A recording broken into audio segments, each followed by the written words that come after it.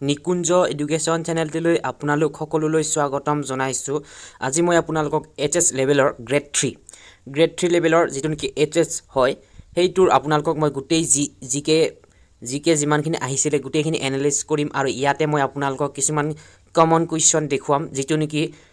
ADRE ফাৰ্ষ্টতো আহিছিল আৰু ADRE যিটো নেকি 2.0 আৰু ADRE 1.0 দুটাটো অহা যিমানখিনি কমন কুৱেশ্যন আছে সেইখিনি মই আপোনালোকক জনাই দিম আৰু ইয়াৰ লগতে আপোনালোকে মেইন টপিক কোনবোৰ চাব লাগিব গোটেইখিনি মই আপোনালোকক জনাই দিম আৰু আপোনালোকে পোনপ্ৰথমতে এই ভিডিঅ'টি আপোনালোকে নিজৰ পেপাৰ বুলি ভাবিব বা মক টেষ্ট বুলি ভাবি ল'ব তেতিয়াহে আপোনালোকে সলভ কৰিব পাৰিব। যদিহে আপোনালোকে একেবাৰে নেজানে তেতিয়া আপোনালোকে এই ভিডিঅ'টো সম্পূৰ্ণকৈ চাব তেতিয়াহে বুজি পাব যে কেনেকুৱা ধৰণৰ প্ৰশ্নসমূহ অহা দেখা যায়। এতিয়া আমি ইয়াৰ পৰা এটা অনুমান কৰিব পাৰিম যে আগন্তুক বৰ্ষত কেনেকুৱা ধৰণৰ পেটাৰ্ণৰ আহিব জিকেখিনি। মই গোটেইখিনি জিকে লৈ আহিছোঁ আৰু জিকেখিনি মই আপোনালোকক জনাই দিছোঁ জিকেখিনি 60টা জিকে আহে গোটেইখিনি সায়েন্স সোশ্যাল সায়েন্স ষ্টেটিক জিকে কাৰেণ্ট এফেয়াৰ গোটেইখিনি মিলাই ফেলে 60টা আহে আৰু 60টাৰ ভিতৰত যদি আপোনালোকে 55টা কৰিবলৈ সক্ষম হয় তেন্তে আপোনালোকৰ ফাইনেল সিলেকশ্যনত আপোনালোকক পাবৰ বাবে কোনেও বাধা কৰিব নোৱাৰে। ঠিক আছে, এতিয়া আপোনালোকে যেনেকৈ মই কৈ যাওঁ তেনেকৈ আপোনালোকে নোট কৰি যাব পাৰে, হয়তো আপোনালোকে এইটো মক টেষ্ট হিচাপেও ল'ব পাৰে। পোনপ্ৰথমতে 1 নম্বৰ কুৱেশ্যনটো লৈ আহিছোঁ। আহোম সাম্ৰাজ্যৰ শেষৰ ৰাজধানী কি আছিল? শেষৰটো ৰাজধানী ইয়াৰে সঠিক উত্তৰটো আপোনালোকে পোনপ্ৰথমতে জনাব, তাৰপিছতহে মই জনাই দিম। ঠিক আছে, ইয়াৰে সঠিক উত্তৰটো হৈছে অপশ্যন বি যোৰহাট। আৰু আহোমৰ সাম্ৰাজ্যৰ প্ৰথম ৰাজধানী কি আছিলে এইটো মোক আপোনালোকে কমেণ্ট ছেকশ্যনত জনাই দিবলৈ একেবাৰে নাপাহৰিব। এইটো হৈছে কমন কুৱেশ্যন। ঠিক আছে, এইটো হৈছে কমন কুৱেশ্যন যিটো নেকি ADRE 1তো আহিছিলে আৰু ADRE 2তো আহিছে। ঠিক আছে, গ্ৰেড 3 লেভেলৰ HS। Next question number 2, Srimanta শংকৰদেৱৰ বুঢ়ী আইতাকৰ নাম কি আছিল? ইয়াৰে ৰাইট এনচাৰ হ'ব অপশ্যন চি খেৰসূতী। ঠিক আছে, নেক্সট কুৱেশ্যন হৈছে 3 নম্বৰ, মহীশূৰৰ সিংহ ৰূপে কোন জনাজাত আছিল? ইয়াৰে ৰাইট এনচাৰ আছে অপশ্যন ডি টিপু চুলতান। নেক্সট কুৱেশ্যন, ভাৰতবৰ্ষৰ কোনটো ৰাজ্যত জালিয়ানৱালা বাগ স্থিত বা জালিয়ানৱালা বাগ? ঠিক আছে, ইয়াত প্ৰনাউন্সিয়েশ্যনত অকণমান ভুল হ'ব পাৰে দুই এটা, আপোনালোকে সেইটো শুধৰাই ল'ব। ইয়াৰে ৰাইট এনচাৰ আছে অপশ্যন এ পাঞ্জাৱত হৈছিল আৰু কিমান চনত এইটো আপোনালোকে কমেণ্ট ছেকশ্যনত জনাবলৈ একেবাৰে নাপাহৰিব। নেক্সট কুৱেশ্যন হৈছে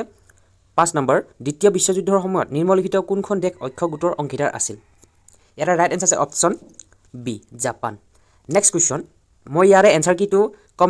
কমেণ্ট ছেকশ্যনত এটা দি দিছোঁ টেলিগ্ৰাম চেনেলৰ লিংক, সেইটোৰ পৰা আপোনালোকে গৈ এই পেপাৰখন আৰু প্লাছ আপোনালোকে ইয়াৰ এনচাৰ শ্বীটটো পাব। আৰু যদি আপোনালোকে মোৰ চেনেলটো পোনপ্ৰথমবাৰ আহিছে তেনেহ'লে ছাবস্ক্ৰাইব কৰিবলৈ একেবাৰে নাপাহৰিব। আৰু এনেকুৱা ধৰণৰ ভিডিঅ' এই চেনেলটোত মই প্ৰায় এসপ্তাহত বা 1 উইকত 2টা ভিডিঅ' দিওঁ, কিন্তু আপোনালোকৰ বাবে বহুত গুৰুত্বপূৰ্ণ হ'ব যিসকলে আগন্তুক বৰ্ষত ADRE 3.0 বাবে পঢ়িব বিচাৰে। নেক্সট কুৱেশ্যন, এংকৰ ৱাটৰ ধ্বংসাৱশেষসমূহ কোনটো দেশৰ? ইয়াৰে ৰাইট এনচাৰ আছে option D Cambodia. Next question হৈছে 7 নম্বৰ, নিম্নলিখিত কোনবোৰ দেশৰ সৈতে অসমে আন্তৰ্জাতিক সীমান্ত ৰেখা স্পৰ্শ কৰে? ইয়াতে মই আপোনালোকক এইটো কমন কুৱেশ্যন কাৰণে মই অকণমান আপোনালোকক বুজাই দিওঁ, তেতিয়াহে আপোনালোকৰ যাতে কোনো আহিলে আগন্তুক বৰ্ষত যদি ADRE 3.0 আহে তেনেহ'লে আপোনালোকৰ এইটো কোনো ধৰণৰ ভুল নহয়। ঠিক আছে, এতিয়া বহুতে ভাবে আমাৰ অসমৰ লগত 3খন দেশ স্পৰ্শ কৰিছে, কিন্তু নহয়, মাত্ৰ 2খন দেশ স্পৰ্শ কৰি আছে। আমাৰ অসমৰ লগত স্পৰ্শ কৰি আছে। ঠিক আছে, পোনপ্ৰথমতে মই লৈছোঁ ভূটান। ঠিক আছে, ভূটান, আৰু বহুতে ক'ব দ্বিতীয় নম্বৰটো হ'ল ম্যানমাৰ, কিন্তু নহয়, ম্যানমাৰ নহয়। ভূটান কিমানখিনি কিলোমিটাৰ আগুৰি আছে? 267। ঠিক আছে, 267 ভূটানে অসমৰ আগুৰি আছে। আৰু কোনখন জিলাক এইটো আপোনালোকে চাই ল'ব। আৰু নেক্সট হৈছে ইয়াতে মই আপোনালোকক জনাই দিছোঁ নেক্সটটো হৈছে বাংলাদেশ। ঠিক আছে, নেক্সটটো কোন? বাংলাদেশ। ঠিক আছে, নেক্সটটো হৈছে বাংলাদেশ। ইয়াত বাংলাদেশ প্ৰায় 233 কিলোমিটাৰ আগুৰি আছে। টোটেল যদি মোৰ অকণমান ক'ৰবাত ভুল হৈছে সেইটো আপোনালোকে চাব, কিন্তু টোটেলটো চাব, কিন্তু ভূটানৰ ফালে বেছি আছে। ভূটানৰ যিটো স্পৰ্শ কৰি থকাটো বেছি হয়। টোটেল 500 হয়। ঠিক আছে, টোটেল 500। ঠিক আছে, টোটেল 500। নেক্সট কুৱেশ্যন হৈছে 8 নম্বৰ, যদি এখন বিমান চেন্নাইৰ পৰা গুৱাহাটীলৈ পোনে পোনে উৰি আহি আছে তেন্তে বিমানখন কোনটো দিশলৈ উৰি আছে এতিয়া আমি জানিব লাগিব আমি মেপখনৰ বিষয়ে গোটেইখিনি জানিব লাগিব চেন্নাই ক'ত আছে মুম্বাই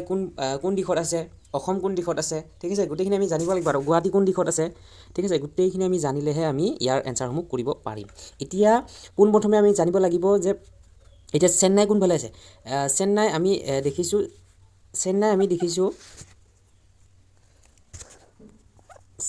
দেখিছোঁ দক্ষিণ ফালে আছে ঠিক আছে মই দক্ষিণ ফালে লৈছোঁ এইটো দক্ষিণ ফালে আছে চেন্নাই দক্ষিণৰ ফালে আমাৰ আৰু উৰি আহিছে চেন্নাইৰ পৰা গুৱাহাটীলৈ পোনে পোনে উৰি আহিছে মানে গুৱাহাটী এনেকুৱা হ'ব ঠিক আছে গুৱাহাটী পূব ফালে থাকিব গুৱাহাটী কোন পূব ফালে ইয়াতে দক্ষিণ পূব যদি অপশ্যনত আছে তেন্তে হয় এইটো দক্ষিণৰ পৰা পূবলৈ য়েছ ৰাইট এনসাৰ অপশ্যন এ ঠিক আছে option A right answer right answer 8 number option A ঠিক আছে এতিয়া নেক্সট কুৱেশ্যন হৈছে 9 নম্বৰ অকণমান মই স্পীড কৰি দিওঁ যাতে ভিডিঅ'টো দীঘলীয়া নহয় আৰু আপোনালোকৰো আমনি নালাগে ভাৰতৰ আটাইতকৈ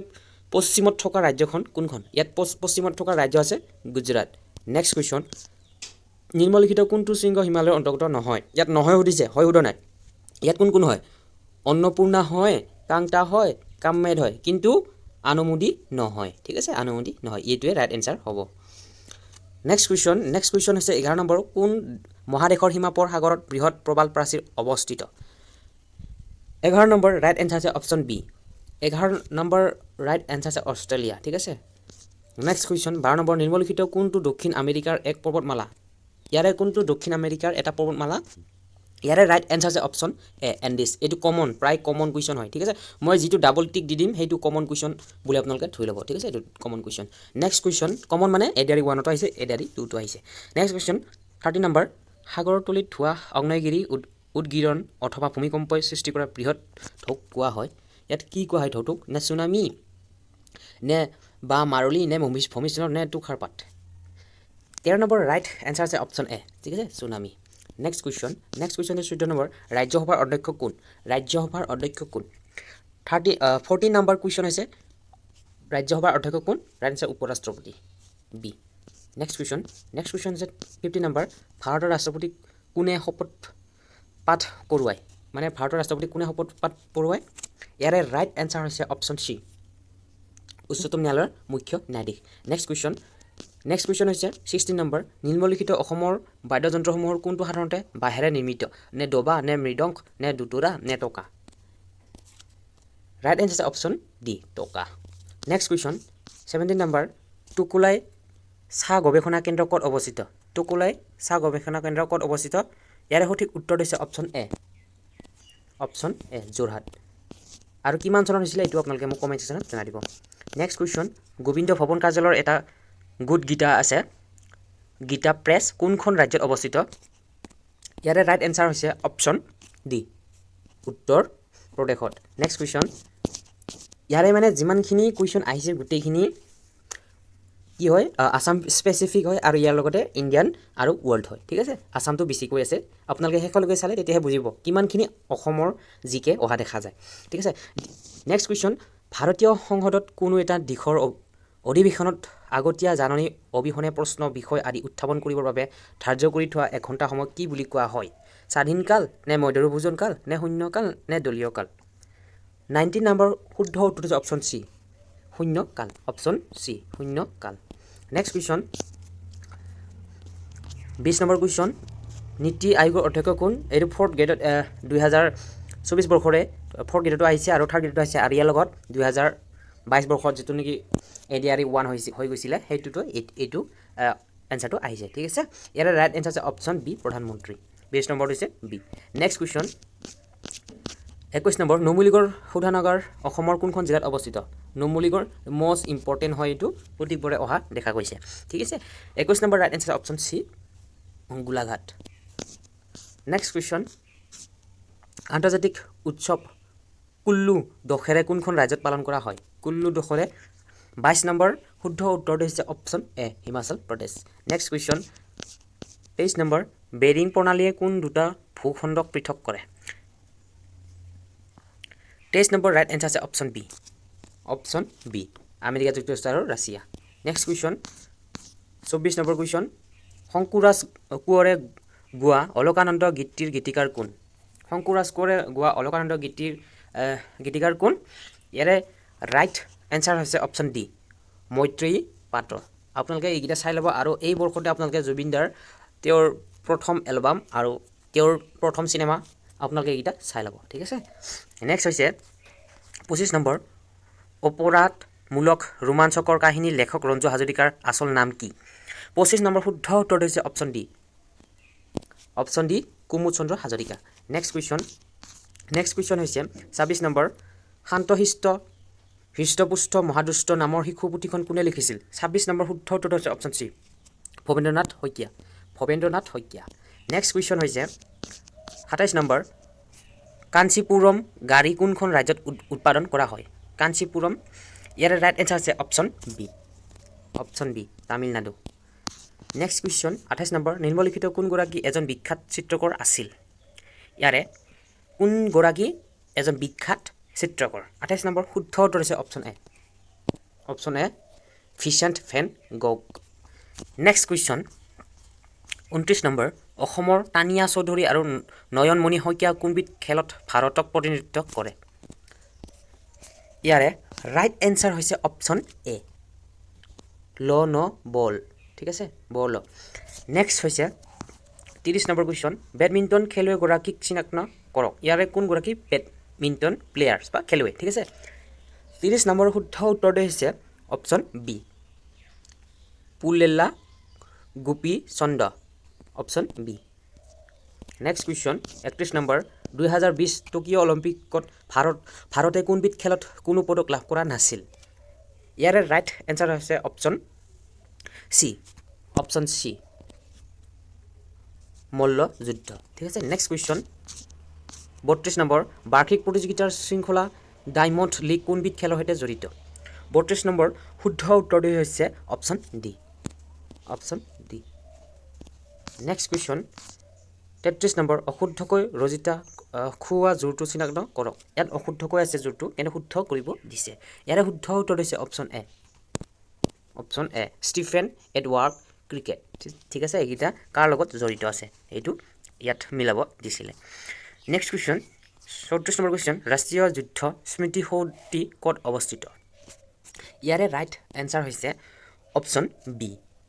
বি নতুন দিল্লী নেক্সট কুৱেশ্যন যে নিম্নলিখিত কোনটোৰ সৈতে অসম চৰকাৰৰ মিছন বসুন্ধৰা সম্পৰ্কিত অসম মিছন বসুন্ধৰা কোনটোৰ লগত সম্পৰ্কিত ইয়াৰে ৰাইট এনসাৰ হৈছে ভূমিলেখ আৰু ভূমি ৰাজহ ঠিক আছে ভূমিৰ লগতে গোটেইখিনি হয় ইয়াৰে ৰাইট এনসাৰ হৈছে অপশন চি 35 নম্বৰ কুৱেশ্যনটোৰ option C next question 36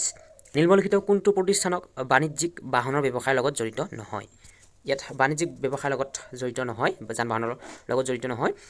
36 number কুৱেশ্যনটিৰ শুদ্ধ উত্তৰ হৈছে option A Lawrence and troop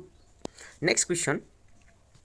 ইয়াত মই কৈছোঁ বাৰে দুইবাৰ কোৱা হ'ল প্ৰনাউন্সিয়েশ্যনত ক'ৰবাত ভুল হ'ব পাৰে মোৰ সেইটো আপোনালোকে শুধৰণি কৰি ল'ব আৰু আপোনালোকে স্ক্ৰীনত দেখি আছে নেক্সট কুৱেশ্যন কোনো তৰল পদাৰ্থৰ pH মান 5.0 হ'লে সেই তৰল পদাৰ্থবিধ মানে pHৰ মান আমাৰ কিমানলৈকে থাকে ঠিক আছে 0 পৰা কিমানলৈকে 14 লগত থাকে আৰু আমি জানো কিমানৰ পৰা 14টো যদি আমি দুভাগ কৰি কিমান হ'ব 7 ঠিক আছে 7 আৰু 7ৰ তলত আহিলে কি হয় আৰু 7ৰ ওপৰত গ'লে কি হয় ঠিক আছে সেইটো আপোনালোকে জানিব লাগিব এতিয়া ইয়াতে মই কওঁ আপোনালোকক খোৱা পানীৰ যিটো নেকি আমাৰ খোৱা পানীৰ বাবে উপযোগ্য বা যোগ্য ঠিক আছে ইয়াত কিমান হ'ব খোৱা পানীৰ বাবে 6.5 হয় কিন্তু এইটো ইমান বিশুদ্ধ পানী নহয় ইয়াক বিশুদ্ধ পানীৰ বাবে ধৰা নাযায় কিন্তু এই পানীটো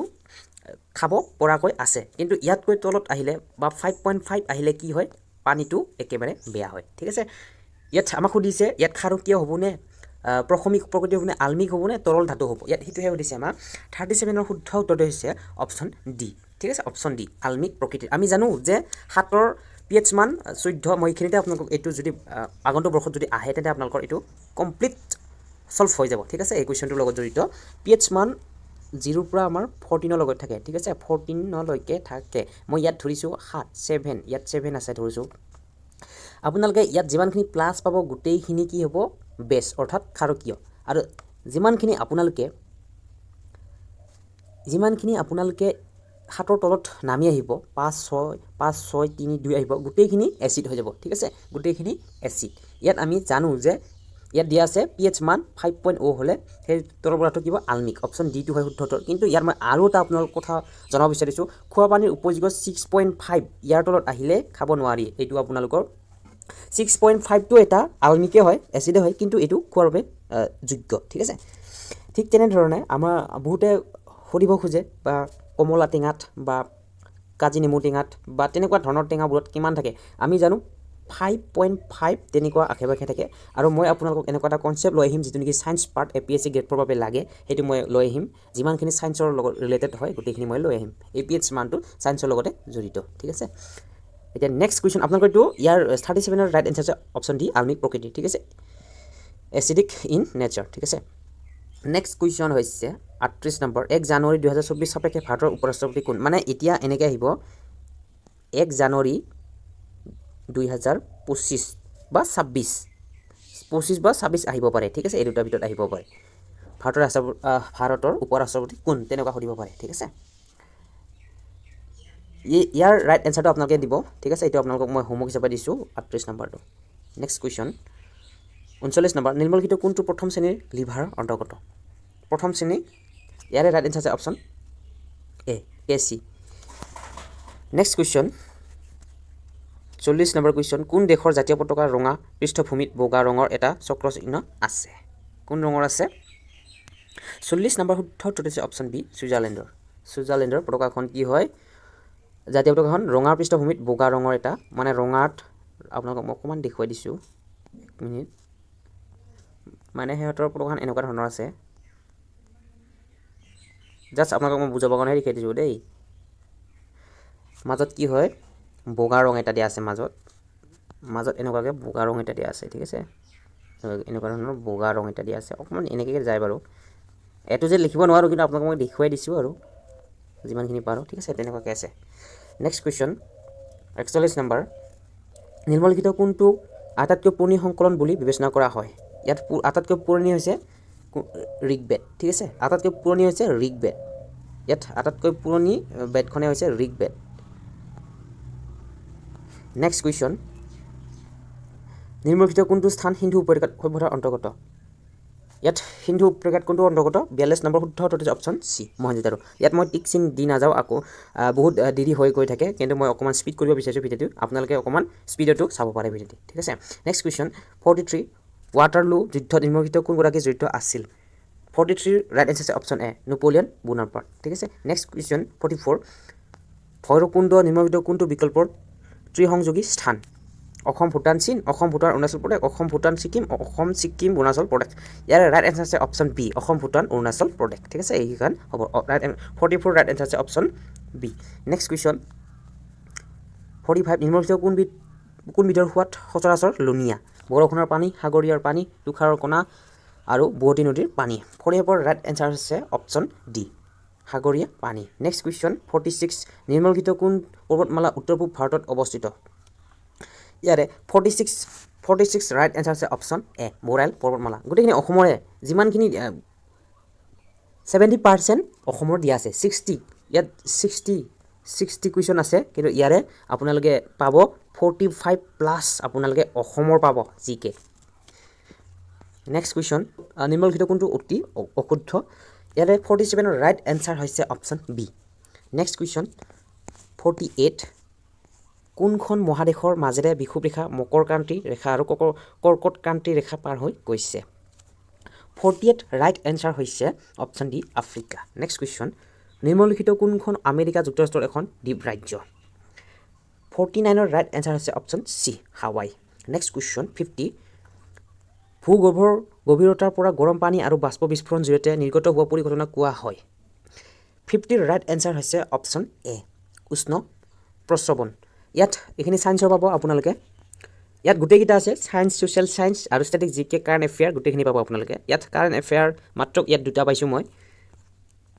হেকত আপোনালোকক মই হেকত গোটেইখিনি কৈ দিম ভিডিওৰ হেকত কোন কেইটাৰ পৰা আপোনালোকে বেছিকৈ গুৰুত্ব দিব লাগিব নিৰ্মলিখিত কোনটো ভাৰতৰ সংবিধানৰ উপাদান নহয় 51 নম্বৰ ৰাইট এনসাৰ আছে অপশ্যন বি কেন্দ্ৰৰ নিৰ্দেশনাত্মক অধিকাৰ 52 নম্বৰ কুৱেশ্যনটো আপোনালোকে মন কৰিব মূল্যৰ স্তৰ ক্ৰমাগত বৃদ্ধি কোৱা হয় এইটো ইকনমিক্সৰ হয় এয়া অৰ্থনীতিৰ কুৱেশ্যন দিছে ইয়াত 52 নম্বৰ ৰাইট এনসাৰ আছে অপশ্যন ডি মুদ্ৰাস্ফীতি 53 নম্বৰ কুৱেশ্যনটো চাব ৰাষ্ট্ৰীয় গ্ৰাম্য জীৱিকা অভিযান ইয়াত ডে কি বুজায় ডে NRLM কি বুজায় ইয়াত মানে ইয়াৰ ফুল মিনিঙে ক'ব ইয়াত ফুল ডে ডিষ্ট্ৰিক্ট এবিলিটি যোজনা ইয়াত কোনটো হ'ব আপোনালোকে মোক কমেণ্ট ছেকশ্যনত জনাই দিয়ক এতিয়াই জনাই দিয়ক 53 নম্বৰ ৰাইট এনসাৰ আছে অপশ্যন বি ঠিক আছে নেক্সট কুৱেশ্যন নিম্নলিখিত কোনখন উপন্যাস পদ্মশ্ৰী ৰংবং তেৰাঙে ৰচনা কৰিছে ইয়াৰে ৰাইট এনসাৰ আছে অপশ্যন চি ৰাইট এনসাৰ আছে অপশ্যন চি ৰংমিলিৰ হাঁহি নেক্সট কুৱেশ্যন 55 কুৱেশ্যন মন কৰিব নিম্নলিখিত কোনটো ভাৰতৰ কেন্দ্ৰীয় সশস্ত্ৰ আৰক্ষী বাহিনী নহয় ইয়াত কোনটো ভাৰতৰ নহয় SSBটো হয় NSGটো হয় CICটো হয় ICGটো একেবাৰে নহয় ঠিক আছে ICGটো নহয় 55 ৰাইট এনসাৰ আছে অপশ্যন এ ঠিক আছে এইটো এ নেক্সট কুৱেশ্যন 56 কুৱেশ্যন মন কৰিব ৰূপৰ ৰাসায়নিক সংকেত কি ইয়াত আপোনালোকে গোটেইখিনি চাব লাগিব কেমিষ্ট্ৰিৰ পৰা আহিছে এই কুৱেশ্যনটি ইয়াত আপোনালোকে কপাৰ চাব লাগিব ইয়াত আপোনালোকে কপাৰ চাব লাগিব কপাৰ চৰ লগতে আপোনালোকৰ ডাবলো ইয়াত আপোনালোকে কপাৰ চাব ইয়াৰ লগতে আপোনালোকে সোণৰ সংকেত চাব ঠিক আছে গোল্ড আপোনালোকে গোল্ডৰ সংকেত চাব আৰু ইয়াৰ লগতে আপোনালোকে চিলভাৰ চাব চিলভাৰ এলুমিনিয়াম গোটেইখিনি আপোনালোকে চাব লাগিব ঠিক আছে পিছত আপোনালোকৰ 56ৰ ৰাইট এনসাৰ হৈছে অপশ্যন এ জি আৰু আপোনালোকে মোক ইয়াত এটা কমেণ্ট ছেকশ্যনত জনাই দিব সোণৰ সংকেতটো কি এইটো আপোনালোকে মোক কমেণ্ট ছেকশ্যনত জনাই দিব ঠিক আছে নেক্সট কুৱেশ্যন হৈছে 57 1 জানুৱাৰী 2024 সাপেক্ষে আমেৰিকা যুক্তৰাষ্ট্ৰৰ ৰাষ্ট্ৰপতি কোন এইটো ইম্পৰ্টেণ্ট কুৱেশ্যন হয় আৰু গ্ৰেড 4 গ্ৰেড 3 গোটেই দুটাতে আহিছে মই দুটাটো চাইছোঁ আৰু আপোনালোকে যদি গ্ৰেড 4 পেপাৰ কেইটা চোৱা নাই